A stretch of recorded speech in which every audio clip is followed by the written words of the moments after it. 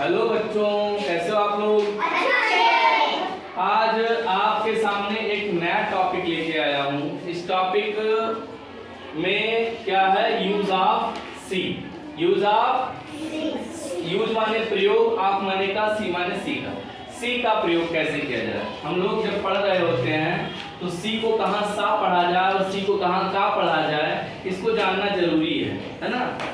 नहीं समझ पाते हैं कि सी को सा का पढ़ा जाए और सी को का पढ़ा जाए। आइए हम लोग जाने कि सी को सा और सी को का पढ़ा जाए। चलिए सबसे पहले पढ़ते हैं। C E double L, cell. C I T Y, C Y C L E. इधर जब सी ई डबल एल पढ़े तो सेल पढ़ा जाएगा। क्या पढ़ा जाएगा? सी वाई टी वाई पढ़ा जाएगा। तो क्या पढ़ा? सी आई टी वाई पढ़ा जाएगा। क्या पढ़ा जाएगा? सिटी सा पढ़ा गया। सी वाई सी एल ई पढ़ा गया तो क्या पढ़ा गया? साइकिल। यहाँ भी सा पढ़ा गया। मतलब सब में सी को सा पढ़ा जा रहा है। इधर पढ़ते हैं। C A T cat, C A T, C U T cut, C L O S U P closeup, और C R E T A Creta, और सी ओ एम ई कम। यहाँ पर जब पढ़ रहे हैं तो सी को क्या पढ़ा जा रहा है? सबको का पढ़ा जा रहा है ना? तो इधर के शब्दों में एक भिन्नता है। उसी भिन्नता को अगर हम लोग जान लें, कुछ अलग है, उसी को जान लें तो आसानी से हम लोग बता पाएंगे कि सी को सा और सी को का कब पढ़ा जाए, है ना?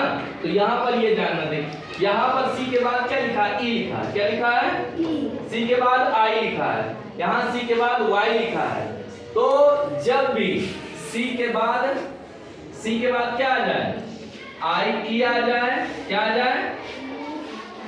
ई आ जाए, आई आ जाए और वाई आ जाए तो सी को क्या पढ़ते हैं हम लोग?